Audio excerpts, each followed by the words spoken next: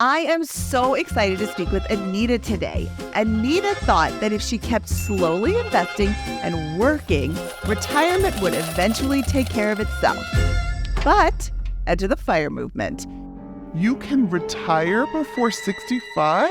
Now at 32, Anita hit Coast FI in just 2 years, and she's on track to achieve financial independence by age 40. I cannot wait for you to hear Anita's story and show you how you can recreate her journey too. Anita, thank you so much for joining me today. Of course. Thanks for having me. I'm so happy to be here. When did you discover financial independence? So I discovered FIRE in 2020 on accident. When that happened, I thought I was the first millennial to discover this notion that you could retire early.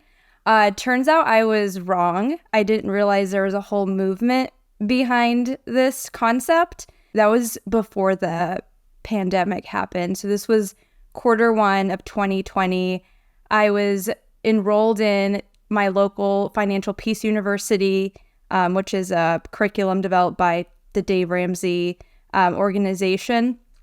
I was drawn to this curriculum because I felt like I was ready to buy real estate as as a primary home type of situation.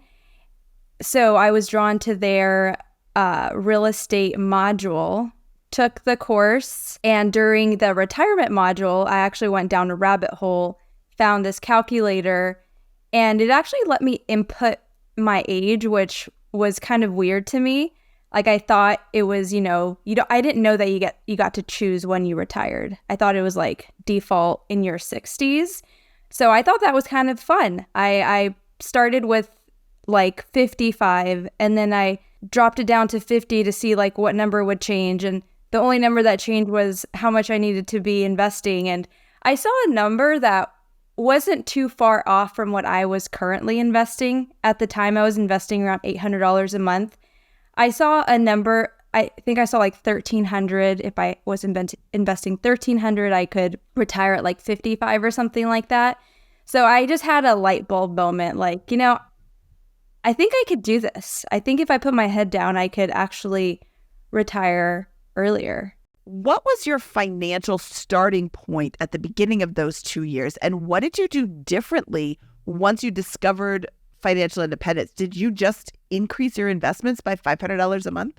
At the time, I had about $50,000 net worth, and that was mostly from savings. I had been investing about 15% of my income into my 401k. And then I had a Roth IRA that I had been investing about $600 into. And this is a Roth IRA that I had opened when I was 18.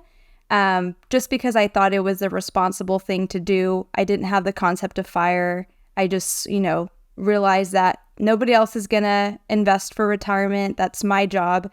So as a responsible person, I was contributing to both of those things. So at 2020, I had about $50K saved, or net worth. Most of that I was planning on using towards a down payment. Yeah, so that's where I was financially. And then once I realized, FIRE, I had some more learning to do because I didn't actually know how to invest myself outside of the 401k and outside of my Roth IRA that was managed by a financial advisor. During 2020, I started to learn a lot, actually through a lot of accounts on Instagram.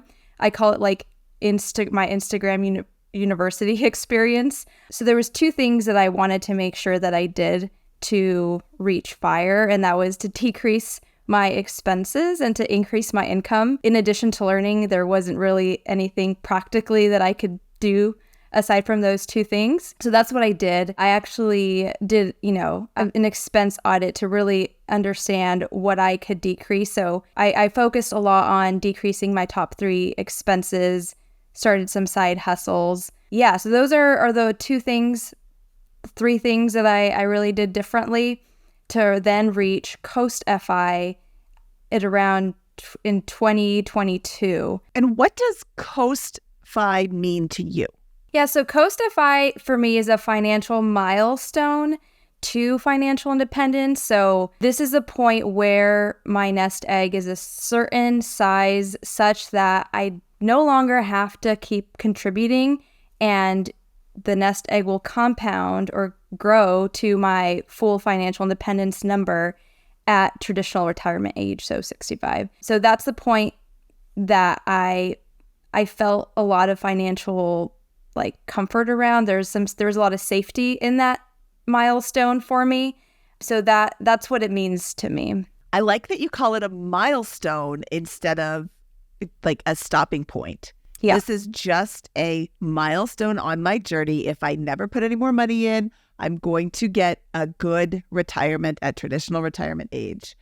You mentioned an expense audit, side hustles, and reducing your top 3 expenses. So let's first start with the audit. What did you discover when you started auditing your expenses? Yeah, so the first concept in there was actually an exercise that I was doing during the FPU that was really helpful during this experience. And that was classifying things as a need versus a want. That's an exercise I had never really done, which I found helpful when just laying out all of my expenses. I was able to go in there and see, okay, what is a necessity here? What is something that's more of a want? And then there was a reflection process there as well. I was trying to identify whether or not I could decrease that line item in a way that felt comfortable. So the question I would always ask, and I still do ask, is how can I maintain my standard of living for less amount of money? So that is something that I did during this expense audit. Was trying to mindfully look at my expenses and see, how could I live the same quality of life but for cheaper. For me, it was reducing my rent. So I got some roommates. So that was really helpful. You said you reduced your top 3 expenses. We've got housing, food, and transportation are traditionally the top 3 expenses. Is that what you found in your expense audit as well? The roommate thing happened. I also started shopping at different places for my food. So I did bring my food expenses down from $500 a month to $200 a month. But also just changing where I shopped helped a lot.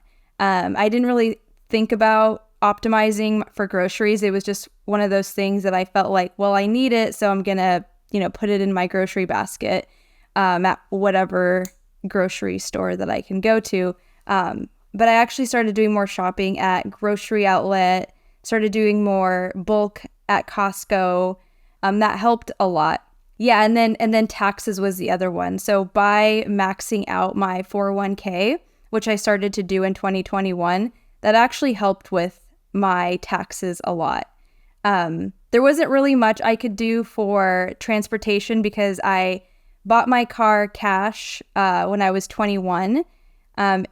So I already had really lean expenses and, have really low car insurance as well.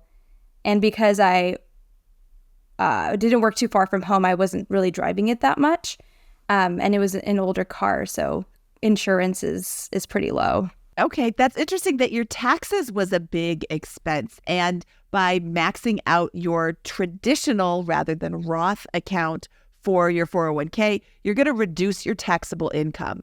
Your taxable income is the amount that the government will levy taxes on you. So if you're reducing that, you're automatically saving, and you're reducing it from the top tax bracket. So that's a really smart thing that I don't think a lot of people are really thinking about in terms of exactly how much they're saving off of their taxable income just by contributing to their 401k, just by making their retirement date a little sooner.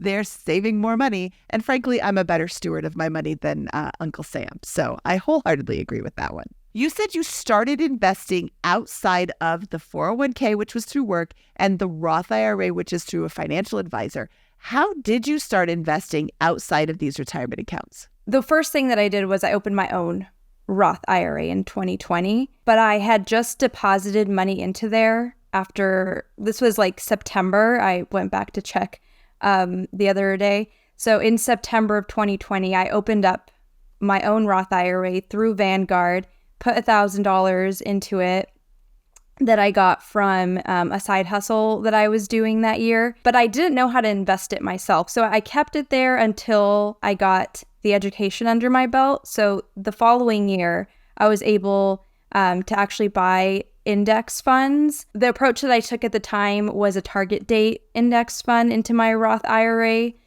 And then in 2021 is when I started maxing out my both 401k and Roth IRA. So I turned the dial up a lot year 2021. And do you feel more comfortable with money now, or do you feel more frantic about money because you're trying to pursue financial independence? I feel better about it. Like it's really nice to have like met the Coast FI milestone. One thing that I actually did at Coast FI was I downshifted in my career. So I actually left my full-time software engineering job and I downshifted to a part-time job in higher education, which I do now for several reasons. But the main reason was I wanted to change the way that I was using my time. Before, I felt like I was in a job like just for the money. And it is true that you have to be in a job for the money if you're not at full FI. So a little bit of that is still true. However, I wanted to kind of turn the dial just a bit towards a more intentional route. So I wanted to do something that was a little more aligned with like what I enjoy doing. What sort of income shift did you see moving from the full-time computer job to the part-time education job? Just looking at my W-2 income, when I left my software engineering job, I was making around $74,000 a year. And when I downshifted to part-time, a 30-hour-a-week position, it was a $64,000 job a year. So the shift wasn't drastic. In many ways, I actually made more income because with my free time, I was able to pursue a few other side hustles. But also, I have a great benefit at my current job that gives me very affordable housing. I actually was able to increase my total compensation, not only from like an income level, including side hustles, but also because of the savings that I get from corporate housing. So I actually went in a positive direction, which was nice and not expected. And you have a goal of full fire by 40. Do you still feel like you're on track for that? Yes. So for the last 3 years, I was investing very aggressively. Like pre-fire, I was investing about $11,000 a year total. And then post finding out about fire, I really increased the lever to like $60,000. So a year. For the last 3 years, that's what I've been doing, is contributing like on average around $5,000 a month. What I'm doing this year moving forward is actually toning it down just a bit to $3,000 a month, so that I could also save for a down payment. So as long as I, with my current nest egg, continue to contribute $3,000 a month, I'll get to the number that I want to get to, which is for me a range actually. So I have the end goal as $900,000 to $1.2 million, just because I don't know exactly, like, 8 to 10 years from now is a long time. I don't know if I'm going to draw down earlier or later. So I want to give myself like a range. So depending on when I hit one of those numbers, I'll know how much to withdraw from it. Anita, what advice would you give to somebody that you're just meeting who has said, I want to pursue financial independence? The first practical step towards financial independence, I think, is to look at your expenses and ask yourself, how long will it take me to retire with this lifestyle?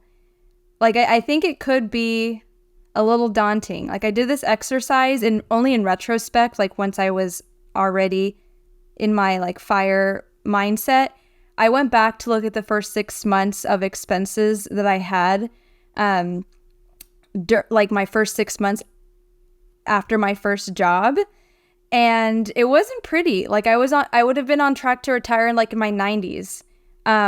So I think that is like such a good exercise to go to see where is your money going, and how long will it take you to retire, and are you happy with that? Because if you're happy with that, then the next thing to do is maybe more technical, like look at your have your portfolio assessed by a fiduciary.